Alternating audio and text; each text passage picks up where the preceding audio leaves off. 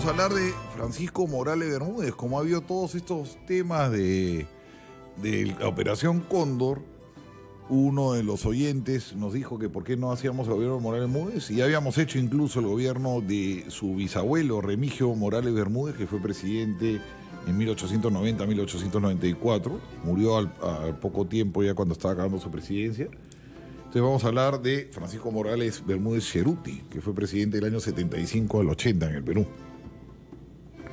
Él nació en Lima el 4 de octubre del 21, o sea que ya se va para los 96 años.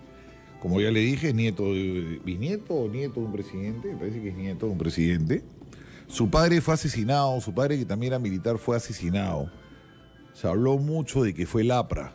Durante todos estos años duros, los años 30, 40, su padre es asesinado en provincias. Parece que fue un asesinato de índole política. En esa época los militares con los apristas pues tenían todo, ¿saben? Había pues la guerra civil en Trujillo, etc. Y su padre, él queda huérfano, su padre es asesinado. Ingresa a la escuela militar, ha sido espada de honor Morales Bermúdez, y se graduó primero en la Escuela Superior de Guerra. O sea, tuvo una destacada carrera estudiantil, académica. Su primera señora fue Rosa Pedraglio, ya fallecida, hermana del analista político de Santiago. Y luego ahora se ha casado con Alicia Suefra, no sé pronunciar bien el apellido, una señora chilena bastante guapa, con ella está. Morales Bermúdez empezó pronto su carrera, digamos, política, pública. Él fue ministro de Economía de Belaúnde. En el primer gobierno de Belaúnde, hay un momento que Belaúnde dice, bueno, los apristas, Belaúnde estaba pidiendo durante todo su gobierno facultades extraordinarias, legislativas, tributarias, quería subir impuestos porque tenía un déficit fiscal, y él estaba haciendo la vida imposible, pues la oposición, que era el APRA con Odría, el aprismo con el odrismo, que controlaban el Congreso. Entonces alguien le dio el consejo a Belaúnde que por qué no pones un militar. Los apristas, cuando ven un militar, es como cuando el diablo ve la cruz, se van a asustar y van a darle las facultades. Entonces puso entre marzo y mayo del 68 de ministro a Morales Bermúdez. Pero aún así no le dieron las facultades, no le dieron las facultades, recién se las dan a Ulloa y ya viene el golpe. Ya se demoraron mucho y la situación económica se complicó.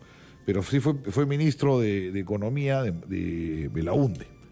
Luego, y esta es su responsabilidad histórica, ojo, acá tiene una responsabilidad, parte de la responsabilidad histórica también del gobierno velasquista, muy importante, es de Morales Bermúdez, porque fue el ministro de Economía de Velasco. Cuando se incubaron todos estos desastres económicos, él era el ministro de Economía, de marzo del 69 hasta el año 73. Y el gobierno de Velasco ha sido del 68 al 75. Así que mucha metida de pata, mucha cosa, este señor ha estado metido porque era el ministro de Economía. O sea, que no se lave las manos, diga que todo está equilibrado, todo funcionaba bien. No, ahí es que se incubó todo esto. Yo traigo acá unos libros interesantes, les recomiendo ahora que vamos a hablar de estos periodos. Walter Piazza en el MEF. Vamos a hablar dentro de un momento de este ministro de Economía, Casardón. Así se hizo el Perú de Prieto. Hay una parte interesante sobre la casi guerra con Chile. El testimonio personal de Luis Alberto Sánchez, Adiós a las armas, se llama este libro, 7687, es el sexto tomo que se llama Adiós a las armas. Y acá había un señor que era un estudioso económico que murió muy joven, César Aguapara. Tiene unos números maravillosos de cómo se manejó la economía en esos años. Si alguien quiere ver cómo mismo lo que han hecho con Chávez en Venezuela, hizo Velasco acá. Un desastre, fue el estatismo gigantesco, las empresas públicas, los déficits fiscales, la deuda externa que se disparó.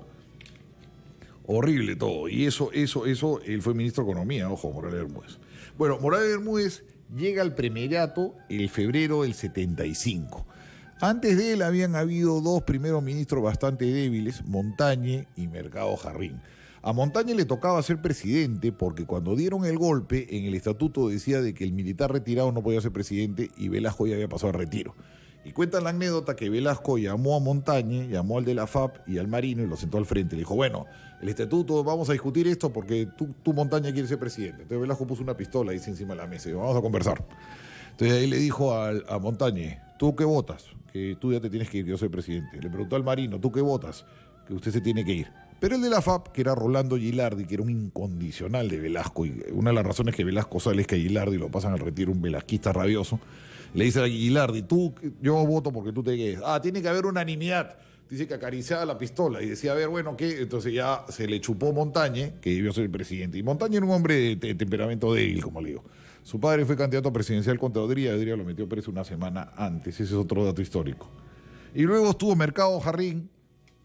A mí me parece una persona muy sobrevalorada, hablan de que era un gran geopolítico. Mercado lo peor que hizo fue firmar el acuerdo con los americanos, el acuerdo Mercado Green, por el cual se le pagó a los americanos hasta el último centavo. O sea, toda la demagogia de Velasco era que se expropiaba y que todo volvió al Perú, pero por lo bajo se le pagó un tratado secreto y tuvo que salir en Estados Unidos para enterarnos, ¿no? Salió en la prensa americana y nos enteramos que Perú había indemnizado a la IPC y había indemnizado a todos los bancos, que todo lo que decía Velasco acá era mentira.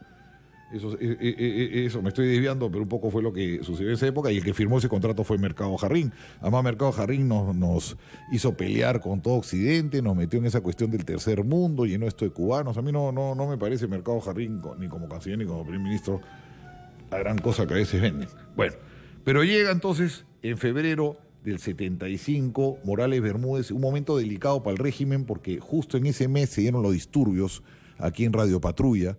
Se tomó Lima, unos disturbios tremendos en el centro de Lima. Todo empezó con una huelga policial, corrió bala, se habla extraoficialmente de más de 100 muertos, nunca se supo cuántos muertos hubo, pero eso debilitó mucho al gobierno de Velasco. Además, Velasco ya venía con la pierna cortada, o sea, físicamente no era lo mismo, y ya empezaba la crisis económica. Entonces llega él al primerato, y los últimos meses ya en los militares había bastante inquietud, porque un grupo de militares no quería que Tantaleán sea el próximo presidente y se hablaba que Velasco le iba a dejar la presidencia a Tantaleán. Velasco, de otro lado, ya se le notaba vacíos, problemas con su salud, ya hablaba más tonterías que de costumbre, se le notaba que estaba debilitado físicamente, y entonces empieza a hablar de un relevo.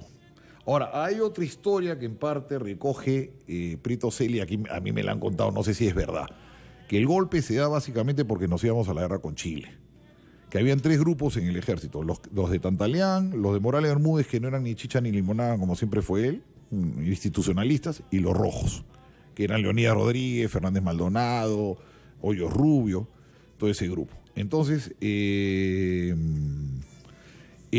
los rojos se alían con los institucionalistas para relevar a Velasco porque no querían una guerra. Velasco empieza a hablar, según lo cuenta Caprieto, que le han dicho a él, y que Velasco quería una guerra. Velasco quería una guerra, retirarse como mariscal, entonces iba a atacar Chile, ahí estaba el plan de operaciones, ahí lo presenta Prito Celi, se iba a tomar Arica, solamente Arica, no más. La idea era recuperar Arica, era invadir, recuperar Arica, y él se retiraba como mariscal y le dejaba el poder a Tantaleán. Y eso era para el 3 de octubre. Entonces dice que la guerra, y es verdad porque revistas americanas como The Economist sacaron de que era inminente una guerra entre Perú y Chile.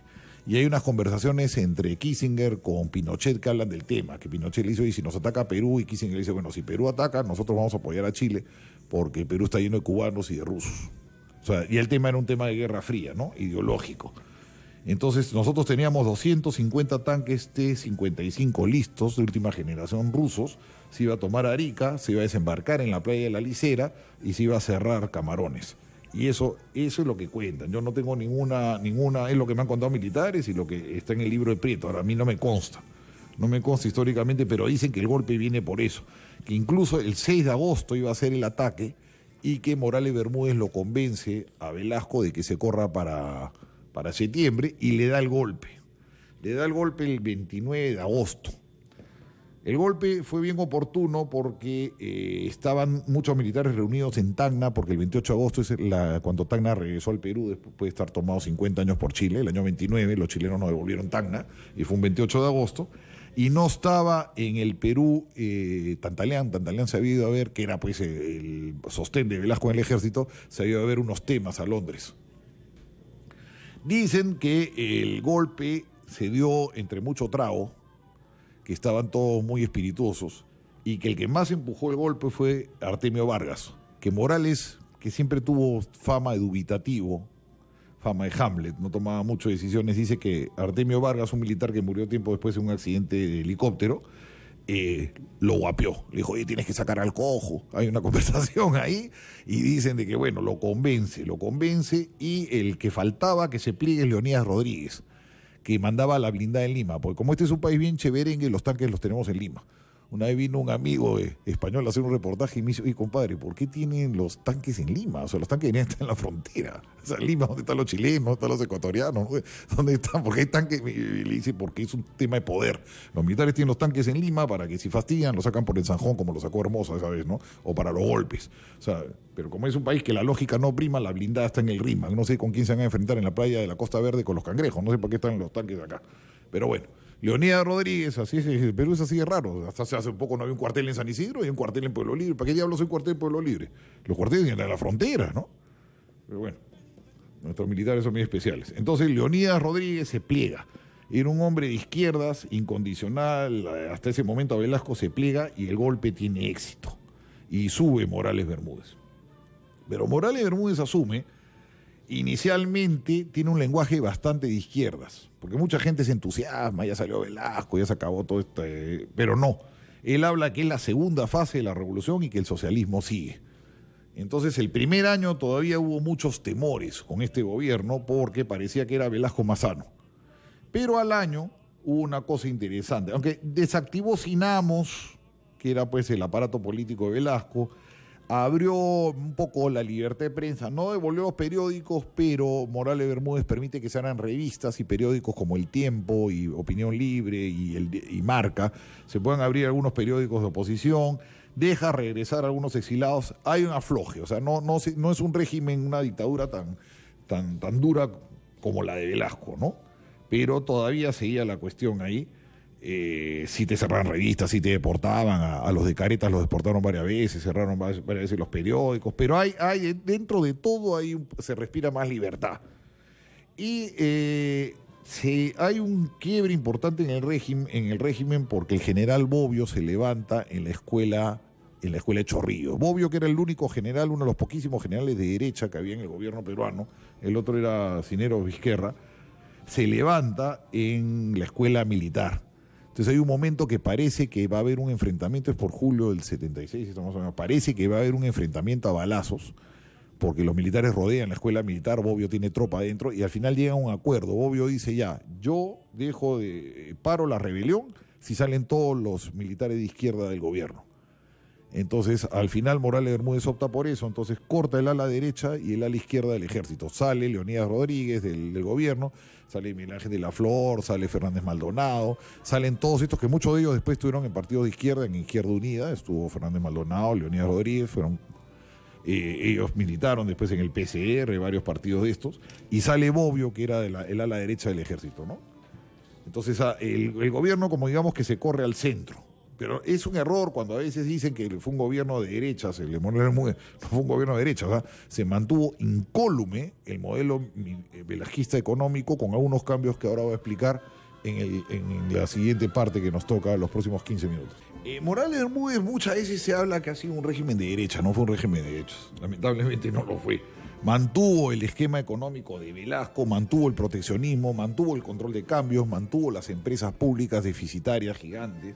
Acá los números uno los lee, lo que perdía Petroperú, la compañía peruana de vapores, Mineroperú, Aeroperú, Electrolima, el CEP, todas estas empresas que habían del Estado, perdían una millonada al año y eso no se corrigió.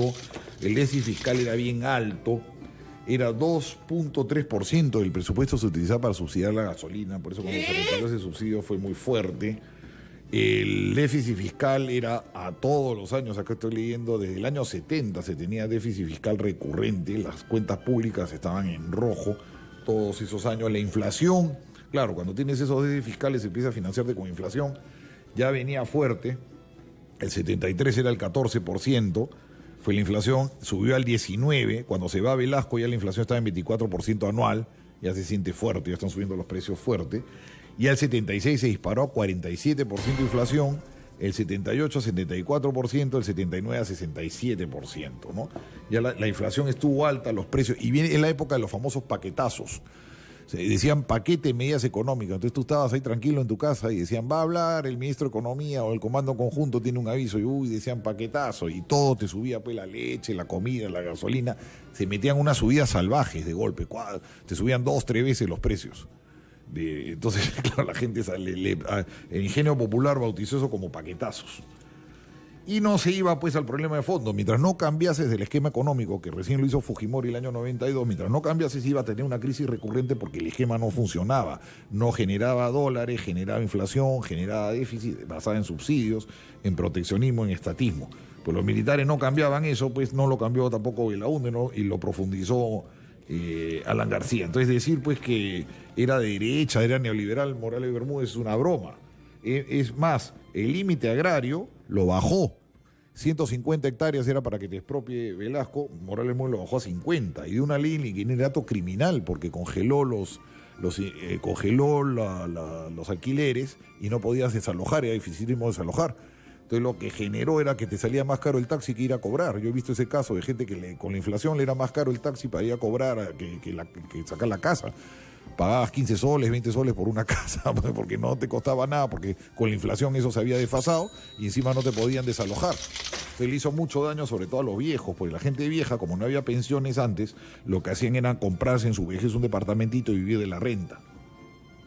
Eso hizo este señor. Y luego es verdad que bajó la propiedad social, ya no fue, ya se quitó eso de que todo iba a acabarse la propiedad privada y todo iba a ser propiedad social. La comunidad laboral la frenó. La comunidad laboral era que los trabajadores eran dueños de la mitad de la empresa, era un proyecto de Velasco y tú te iban comprando con las utilidades del 10% de utilidades año a año el 50%, hasta llegar al 50%. Eso se quitó. Bajó un poco el proteccionismo, y un poquito bajó los aranceles. Es verdad que algunas cosas las aflojó. No hubo tantos cubanos, ya sacó a los cubanos de Lima, o sea, el régimen tuvo algunas cosas, pero que hubo un cambio radical, no. Cuando los rojos hablan de que Morales Bermúdez es de derecha, están mintiendo, pero como siempre mienten ellos, no era un gobierno para nada liberal. Por ahí estoy buscando la deuda externa, cómo se incrementa, que es una cosa criminal en esa época. Ahorita encuentro el dato. Entonces, ¿qué pasa? La situación económica también se pone muy delicada por la deuda externa. La deuda externa se dispara con Velasco porque se ponen a hacer tonterías, comprar armas en cantidades, el oleoducto, estos subsidios que costaban mucha plata. Entonces, la deuda externa que Belaúnde la dejó como en 6.000 millones, creo que al final de este régimen andaba por los 9.000. Ahorita encuentro el número por acá. Entonces, el 40% de las exportaciones se dedicaban a pagar deuda. Estábamos con un problema, el presupuesto, gran parte del presupuesto era solamente para pagar deuda externa.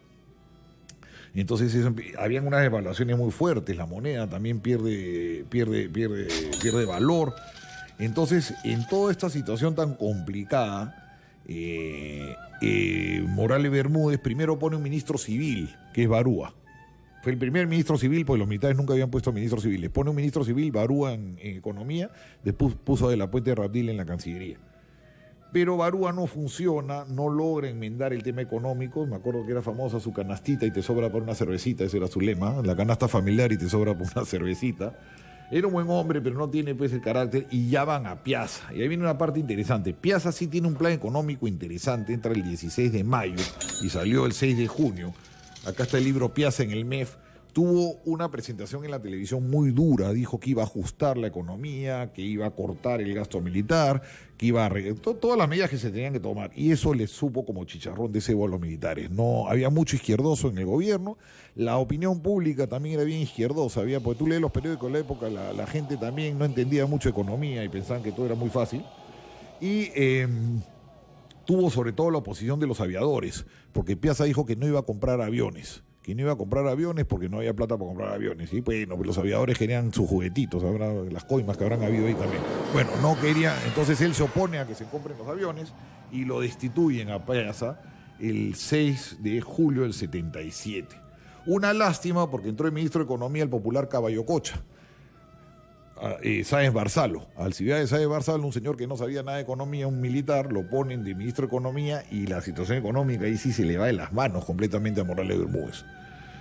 Le decían Caballo Cocha porque había nacido en Caballo Cocha el señor, entonces el ministro Caballo Cocha le decían, y un buen hombre pero no sabía economía, lo que yo sé astrofísica, y entró a manejar el MEF y la situación económica se pone espantosa, ahí sí se le va.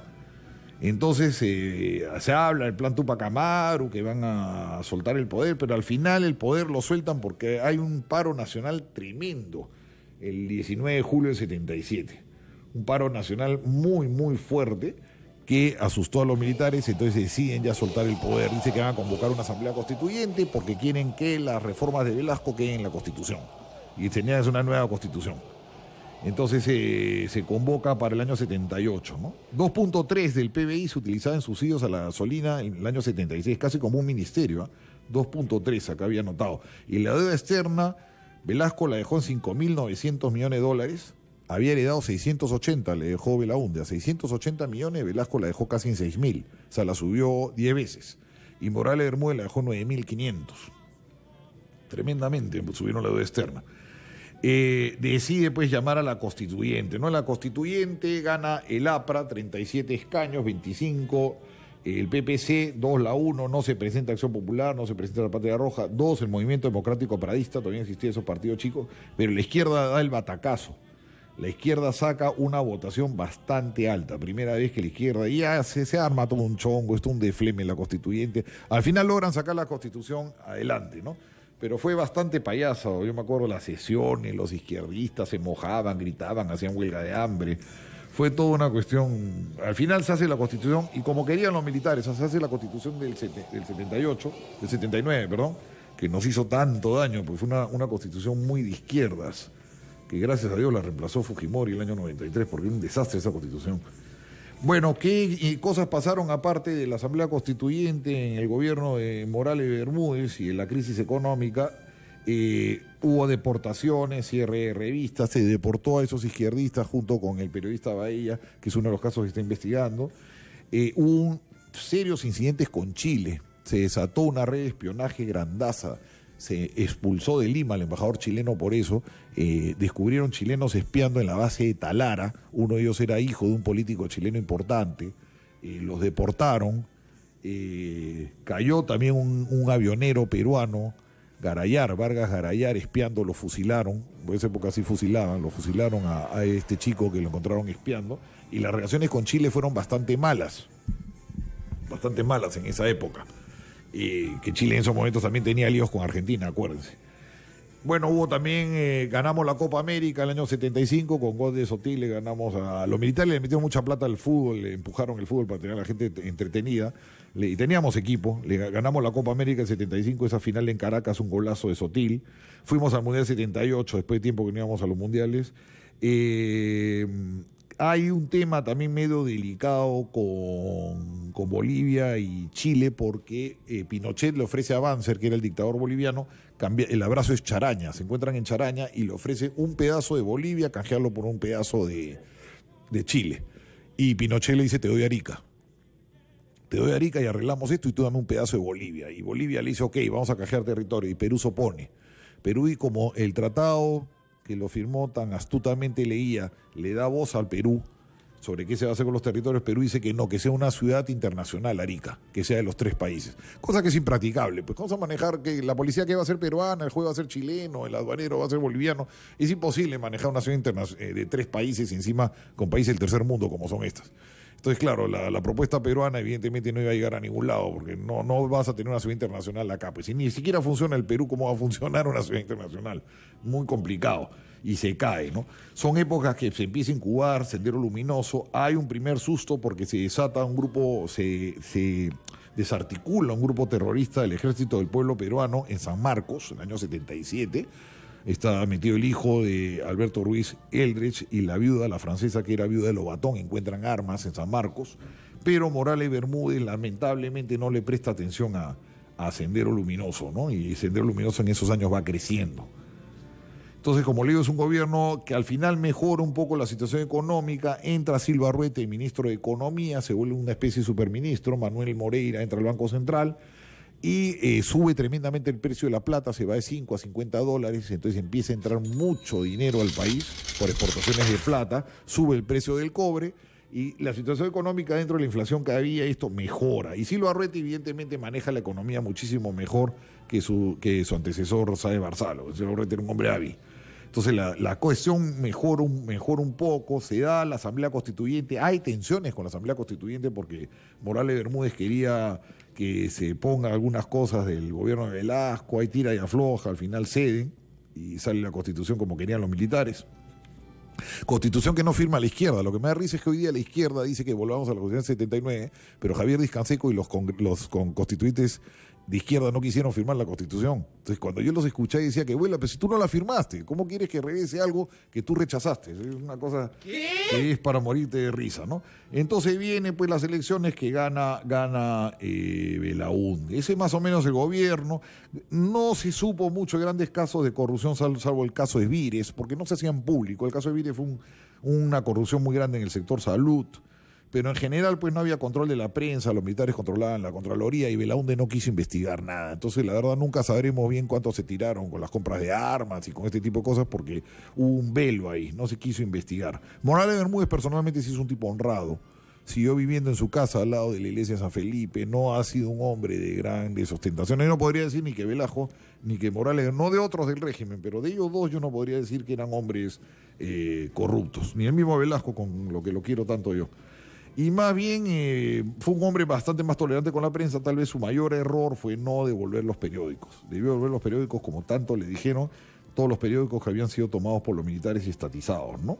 Donde ha servido mucho coleguita viejo que ahora nos quiere dar lecciones de periodismo, fueron pues lacayos, fueron empleados de Velasco, ¿no? Y de Morales Bermúdez.